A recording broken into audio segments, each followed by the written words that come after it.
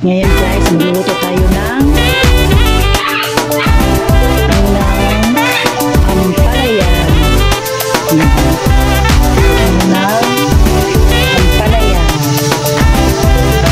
Siyempre, merong bawang at saka sibuyas. Siyempre, di mawawala yung itlog. Wait natin, mag-init yung mantika. Dahil mainit na yung mantika, siyempre, lagyan natin ng lagyan muna natin ng mantika guys. Ano ba yung pinagsasabi ko? Painitin muna natin bago natin ilagay yung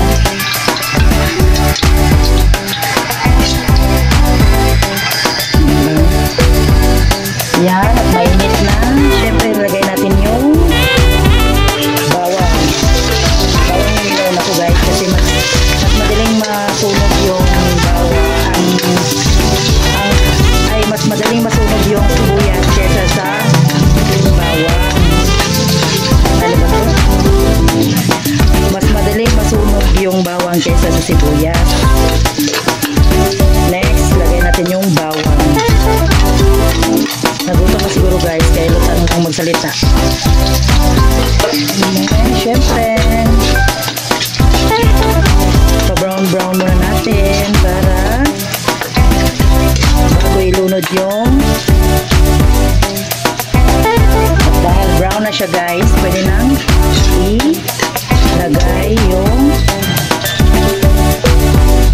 ampalaya.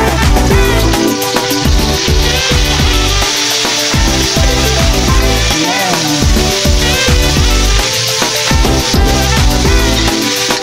Meron natin siya. Sarap to guys.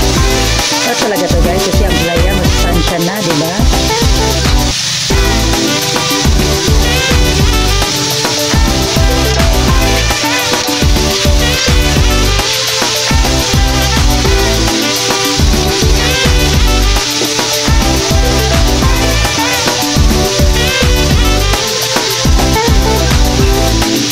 Wait lang po natin.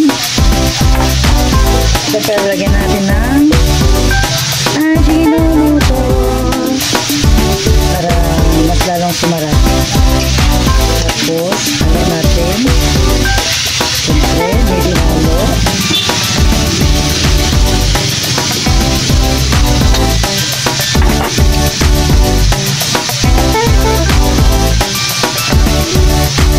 Patuloy ang laban. Hanggang ito na masarap. Ganun sumarap.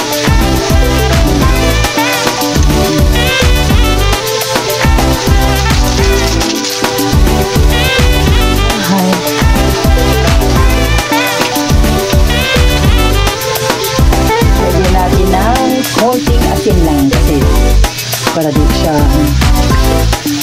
So guys, panuluto ko ng palaya. Hindi ko na siya pinipiga kasi yung sustansya niya nawawala.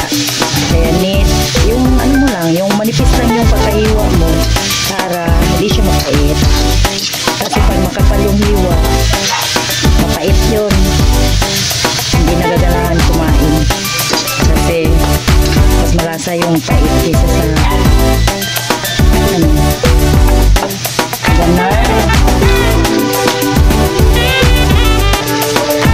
Masaya. Turnet ako siya.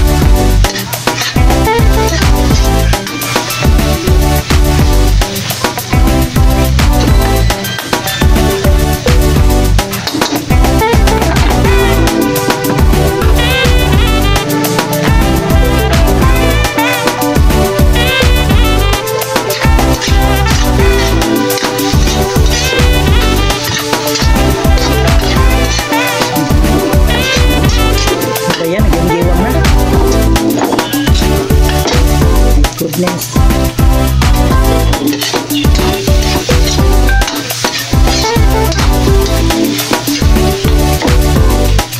Na natin yung apoy kasi masyadong malaka.